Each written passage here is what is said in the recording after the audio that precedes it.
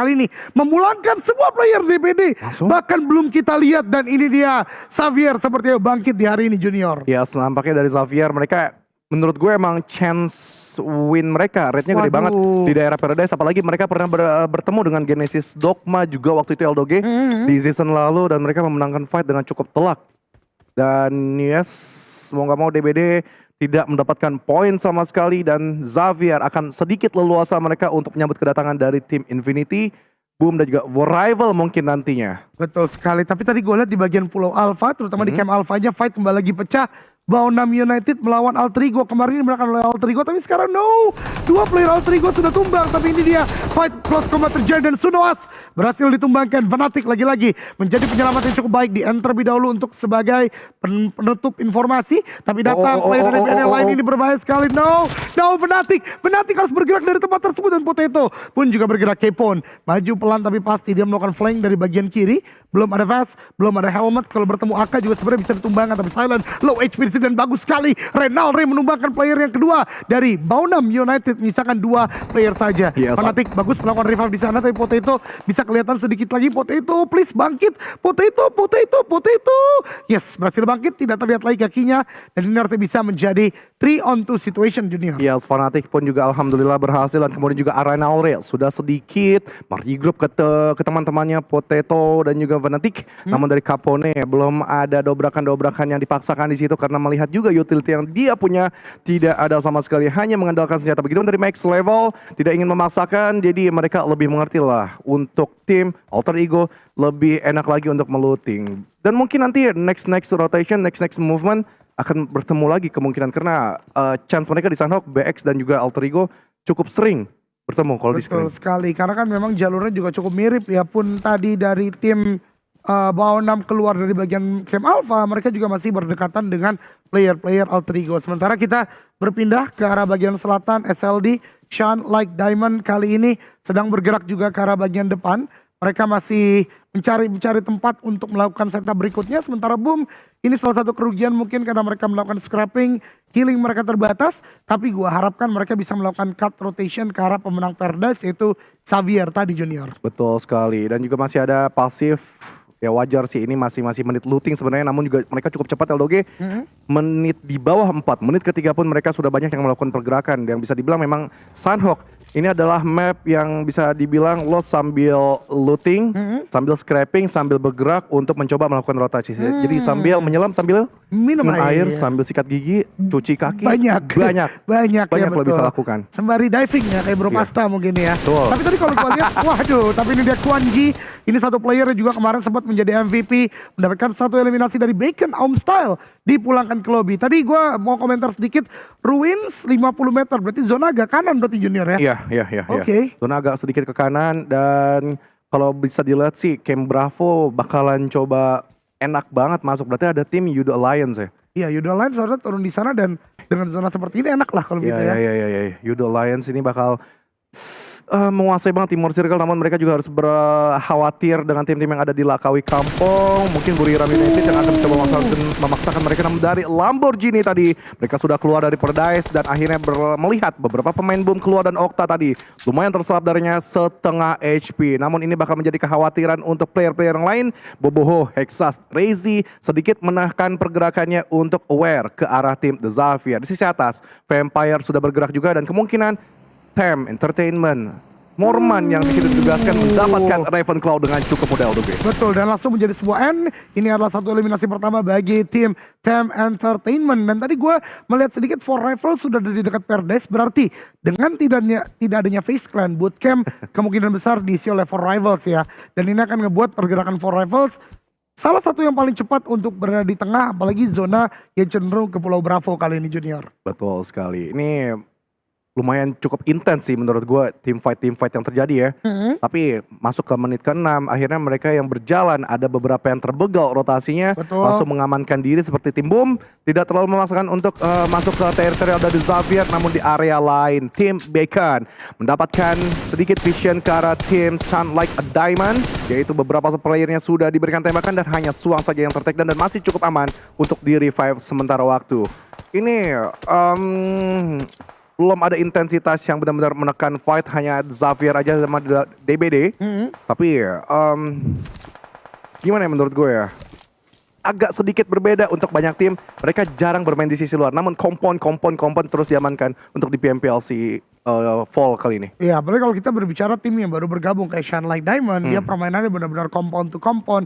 Kalau menurut gue ya, ini juga masih hari kedua, kemudian ternyata tadi masih ada banyak perubahan drop spot atau drop zone yang terjadi. Terbukti kayak tadi For Rivals mendekat ke arah bagian bootcamp. Kemudian juga Xavier ternyata mau tetap kembali ke Paradise setelah kemarin melihat DBD. Jadi harusnya ya memang belum ada solid gameplay lah bisa kita katakan dari masing-masing tim. Tapi ini dia, GD menunggu pergerakan dari tim. Happy Birthday bisa dilakukan kali ini. Satu player di bagian bawah, ada Superman Jump memang, tapi tidak terdengar. Ini dia tembakan dari seorang Boobs. Dapatkan satu. Tem kali ini terjadi sebuah karma setelah mereka tadi melakukan Happy Birthday kepada player Vampire. Sekarang mereka yang kena sama Genesis Dog Maggots. You know what's cooking? Booms! You know what's cooking? Booms!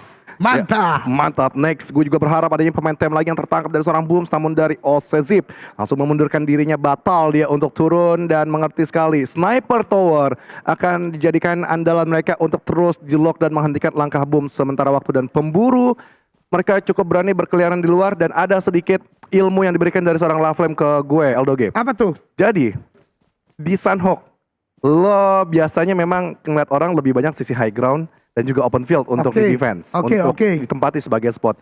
Namun kata Laflame nggak hanya fundamental in game, tapi fundamental sisi luar, Eldoge. Lo nge-defense dari kompon itu memudahkan mata lo untuk istirahat. Jadi pupil mata lo nggak bekerja dengan ekstra. Ini hal yang menurut gue setuju banget. Dan memang pengamatan yang harus dilakukan dari seorang coach yang luar biasa juga ya. Karena gue setuju ketika kita bermain open field terus, rumput-rumputan terus, itu hijau lama-lama capek banget gak sih? Ke mata. Betul. Sedangkan kalau kita berbicara di ruang tertutup kayak kompon, itu lebih enak bisa kita katakan untuk waktu yang cukup lama. Tapi berbicara enak Junior, kayaknya sih Sniper Tower tadi kekuatan bagi tim Genesis Dogma, karena satu player time kembali lagi tertangkap oleh Booms. Berarti Booms menguasai high ground itu dengan cukup baik. Tapi peperangan sebenarnya juga terjadi di bagian lain, karena Vampire kali ini berdekatan dengan Geek Fam Malaysia, di mana Yuhai menjadi ujung tombak, memberikan damage yang besar ke arah Fluke TH. Tapi Fluke TH belum ter-knockdown sampai saat ini. Iya, ini Mas Yuda Prasetya toksik amat sih Mas. Malu sama foto istrinya Mas. Jangan gitu Mas. Mas Yuda Prasetya kurang-kurangin ya Mas ya. Tapi dari Vampire di sini sudah melihat adanya perbegalan yang terjadi ke arah tim Geek Fam yang sudah set up seperti tower dari atas ke arah sisi bawah. Bagus sekali Yuhai diandalkan di sisi atas, vision yang cukup luas untuk mencoba menelaah pergerakan dari Vampire, tapi Fluke di sana sudah menyadari adanya sebelah kanan. Tembakan-tembakan yang diberikan Yuhai itu men-trigger mereka untuk membuang granat ke arah Yuhai terus-menerus. Sedikit meritek posisi, Stone dan juga Overlook nampaknya agak sedikit gegatan ke arah Yuhai biar mereka saling assist dan mudah menemukan dari Yuhai. Tapi sebelah kanan kiri yang di area bawah dari tim Vampire belum ada melakukan flanking, masih berdiam diri saja, yaitu seorang Squabs yang selalu menjadi pilar mengcover tiga-tiga teman yang lain. Itu dia, Squabs sangat berjaya dari PMWI kemarin, kemudian juga permainan-permainan bagus sering dilakukan oleh Squabs itu sendiri. Tapi Geek benar-benar gak kehilangan akal, dia tahu entry mereka berasal dari lower ground, dan lihat Damroot menjaga, Snipes pun demikian, dan Yuhai pun juga Mika bukan yang terlalu komit untuk melakukan fight, lebih ke arah kalaupun nanti Vampire mau maju, mereka tidak akan mudahkan mereka untuk maju begitu saja. Dan menurut gue ini gerakan yang masih cukup cerdas untuk dilakukan, mengingat ini masih zona pertama. Shifting masih bisa terjadi, tapi permainan sentral tidak tidak asing untuk dilakukan, karena memang zonanya atau circle-nya cukup tengah, dan ini dia pergerakan ke circle yang kedua. Ya memang pilihan sentral bagi banyak tim sekarang cukup diuntungkan karena zonanya kembali lagi mendonat, dan ini yang tadi dikatakan oleh Junior, player dari Camp Bravo cukup enak, yaitu Yudu Lions. Oke, dan circle sudah mengerucut kembali lebih ke arah sebelah kanan perbatasan antara bootcamp dan juga Camp Bravo, dan di tengah-tengahnya Paradise. Saya kira pikir lo mau bakal lanjut itu lo, Ge. Kan kita ganti-gantian ngeliat chatnya ya kan. Sambil absen kali ya, ada Wahid Nur, ada Keta yang selalu toksik ke gue, nggak apa-apa. Marschen, ada Raden Fatifah Gealova, ada Galang Dian, ada John Labro.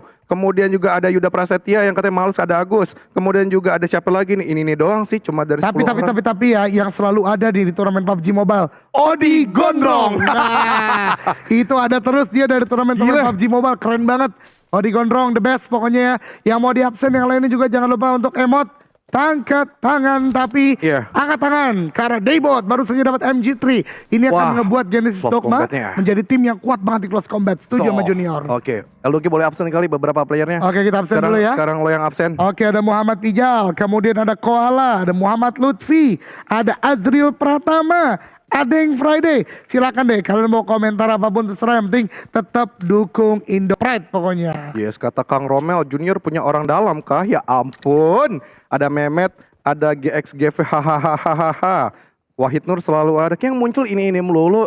Ya dong, yang Mana lain nih yang dong. 10.000 yang lain? Gak ada yang mau di absen apa? Itu dia, sembari dukung Indo Pride lah ya. Betul. Dukung Boom, dukung GD, dukung NFT ya kan, sama Yes. Alter Ego gitu. Biar mereka lebih semangat lagi mainnya. Betul, sambil ngedukung, sambil beli Realme, sambil download video, Betul. sambil download TikTok. Iya, sembari TikTok kan juga pakai Betul Realme ya sekali. kan. Kemudian juga sore-sore gini pulang ke rumah naiknya Grab. Iya, habis itu pesan makan pakai Grab juga. GrabFood. Luar biasa. Emang sehari-hari bisa semua itu. Seluruh sponsor kita yang luar biasa Habis ya. juga lah, halus juga ya bridging-nya. Halus dong.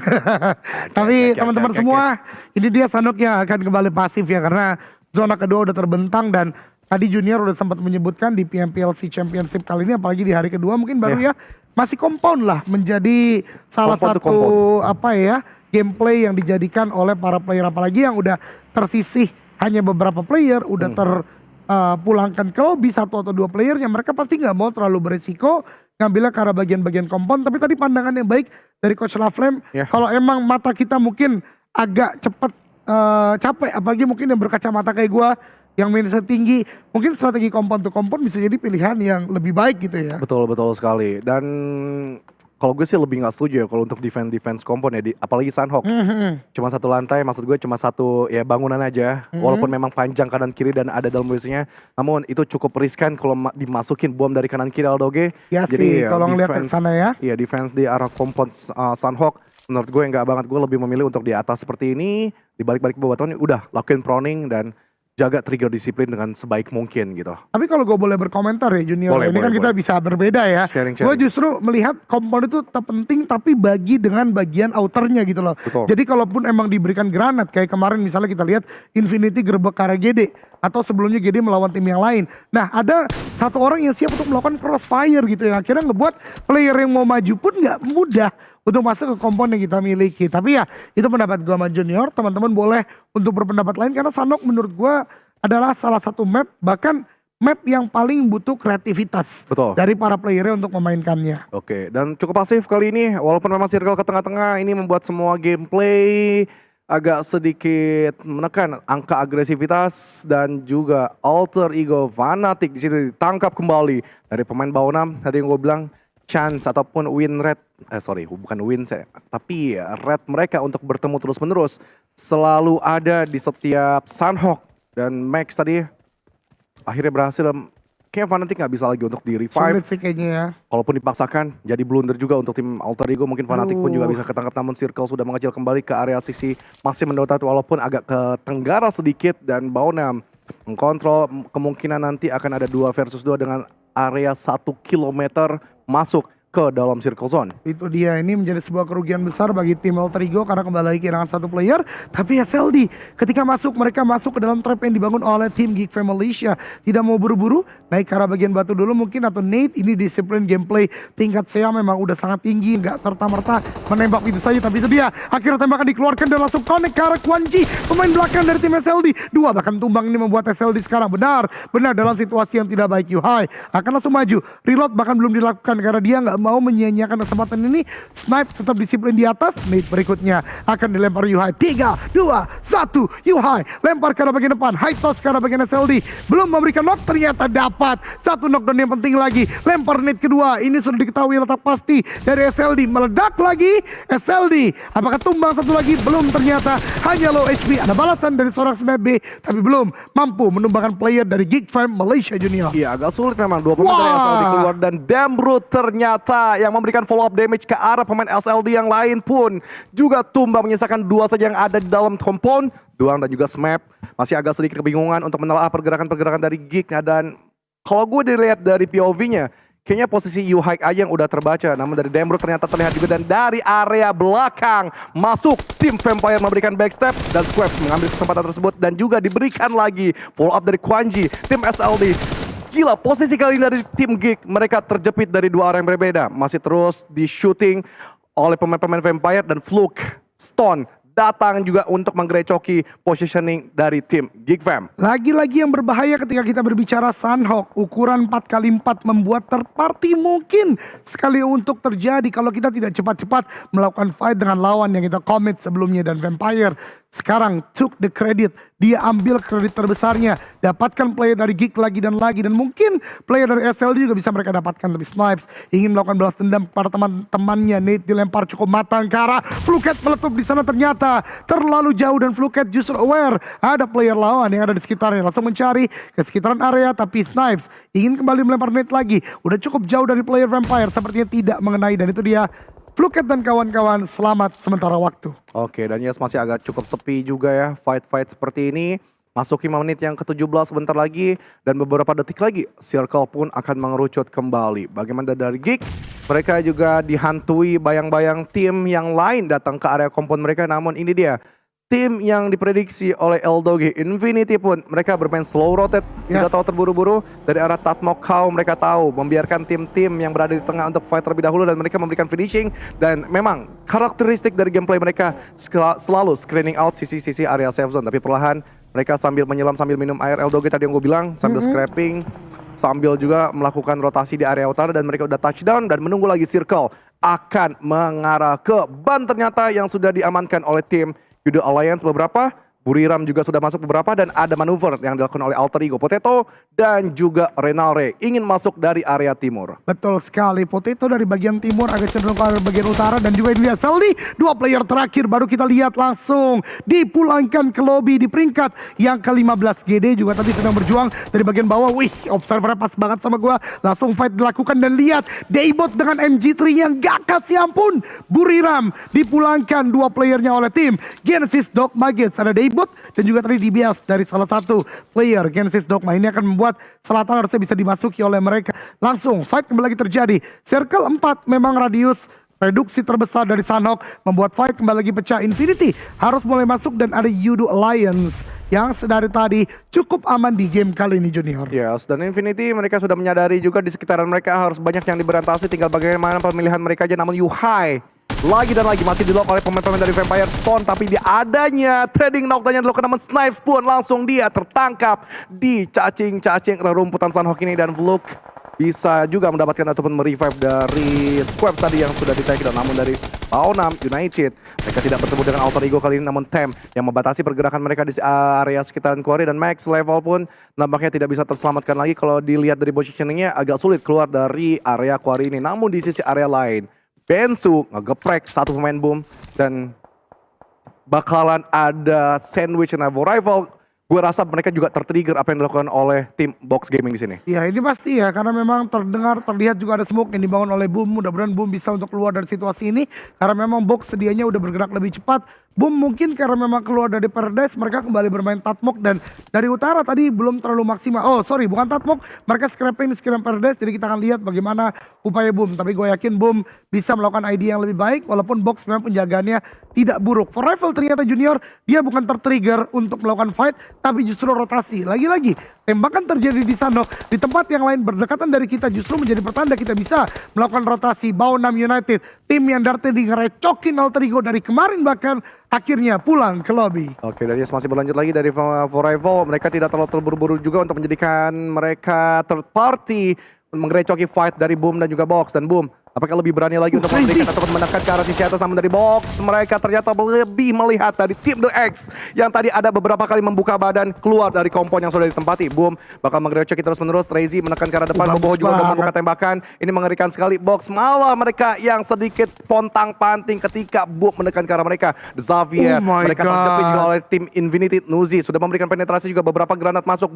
Bom kedua juga akan diberikan ke area depan dan Nuzi sedikit balik mundur dan dapatkan Frankie dengan cukup jelas. Dan juga di sisi lain Bacon bertemu dengan Buriram United masih juga terus diberikan tekanan oleh Infinity, namun belum ada tembak-tembakan, tapi DBS sudah dipersiapkan. Eldogi ini bahkan memutahiran pergerakan dari Xavier yang cukup kelimpungan dengan Lamborghini, maksud gue proning di bawah, dan bakal 1v1 dengan Nuzi setengah darah masing-masing.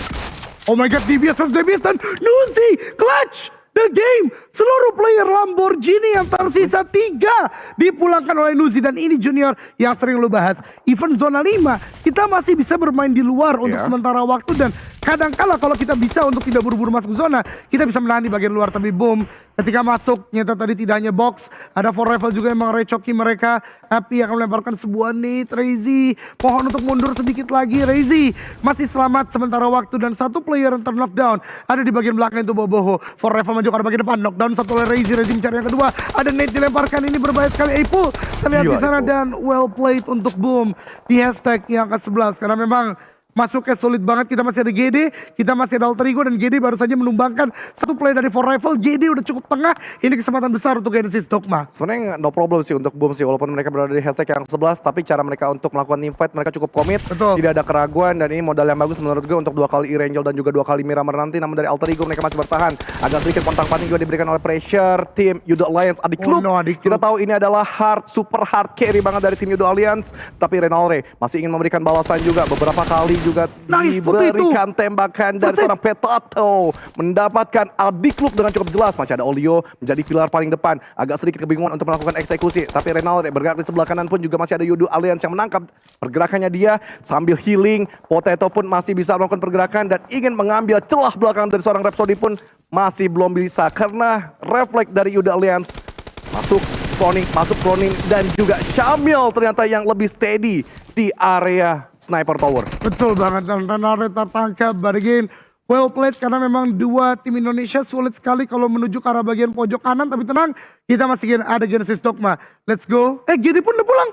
Oh no, tiba-tiba pulang tadi ya. Ternyata ketika masuk Buriram membalaskan. Tapi gak apa-apa, masih game yang pertama, tetap Indo Pride teman-teman semua. Yang penting poin-poin dari Indo naik semua gitu ya. Kecuali mungkin Boom secara placement gak terlalu tinggi, tapi gue percaya Erangel Miramar berikutnya juga bisa. Tapi ini dia, Infinity udah melakukan nade lagi ke arah bagian box, tapi di bagian belakang mereka tidak menyadari ada pergerakan dari tim For Rifle juga yang bisa sewaktu-waktu mengerecoki gameplay dari Infinity. Pemburu masih bertahan di sana, akan maju sebentar lagi, dan itu dia pemburu melakukan tembakan. Satu player Infinity tumbang, tapi Logan langsung membalikan keadaan dan buat di Infinity kembali lagi bisa melanjutkan game ini, walaupun hanya Logan seorang diri. Dan Yudo Lions yang dari tadi emang enak dari Camp Bravo, benar-benar sudah ada di bagian zona yang menguntungkan. Yes, tapi memang agak sulit ya untuk menghandle Sunhawk cacing-cacing di belakang. Memang tidak terbaca lagi pergerakan dari seorang pemburu. Namun dari Yudo Alliance mereka masih try hard dengan mengikuti Blue Zone yang bergerak. Mereka terjepit juga dengan healing yang masih cukup banget untuk mereka bawa ataupun mereka bekali sampai late game nanti. Tapi Buriram United mereka cukup deras tadi memberikan tembakan-tembakan ke sebelah kanan dengan spot yang baik, dan Rhapsody pun bakal coba ditembakkan dari area atas dan tertangkap basah di balik pepohonan. Masih ada juga Kengzo yang ingin menjadi coveran sisi belakang, namun belum menjadi. Squab sebenarnya pun bisa memberikan backstep. Squab tidak terlalu terburu-buru karena dia tahu last man standing yang bakal diandalkan untuk mengamankan placement point, dan yang terlihat hanya 3 tim saja yang berada di dalam circle zone. Ternyata Bacon, Touch free. Bukan dong, Ice X dong. Mirip ya? Iya, mukanya mirip ya, tapi akhirnya melakukan healing karena memang dari awal dia kayak strategi Geek Fam ID atau life skip gitu. Turun di sekitaran Sahmi, melakukan healing atau mengambilkan banyak utility. Nanti akan kita bahas tentunya karena dia di top 4, nanti dari drop zone dibahas. Tapi ini dia Buriram, wow permainannya naik sekali di game pertama kali ini. Berdekatan dengan Yudo Alliance, ada Syamil, Repo Boy dan juga Olio. Yang Repo mungkin Boy bisa terlihat Repo Boy karena masih ter-takedown juga. Olio akan menahan drop dari blue zone sebentar sebelum masuk ke play zone lagi. Sepertinya Repo Boy pulang ke lobby. Ice S ini first aid terakhir dia untuk gunakan tentunya, dan membuat Buriram menjadi 3 player yang utuh masuk ke dalam zona. Hanya Yudo Lions yang punya kesempatan mengalahkan mereka, tapi sepertinya sulit karena dari Olio tetap menahan dari bagian luar zona. Syamil pun demikian, masih menunggu dari Buriram turun, tapi ternyata saat turun My Name 4 atau My Name P, mendapatkan 1 player untuk Olio dan Syamil. The last man standing ini akan cukup kesulitan. First aid tinggal 2, digunakan terlebih dahulu sepertinya masih memilih untuk bertahan. Dia mungkin masih mengira-kira kalau udah tahu 3 orang berarti dia udah tahu di hashtag 2. Masihkah bertahan? Apakah coba dapat eliminasi? Ini bisa dapat main NPC. Ini bisa dapat main NPC. Bisa dapat main NPC dan ternyata dapatkan satu knockdown. Tembakan ke bagian depan lagi tapi ternyata dibalaskan oleh Tiger. Dan ini dia kemenangan untuk Buriram United. Ya, Buriram itu berada di sebelah kanan Luki kalau nggak salah. Yes. Makanya tadi gue bilang tim-tim yang masuk di area timur itu akan memudahkan mereka lebih ke late game. Dan begitu pun dari Yudo Lions juga masuknya dari sebelah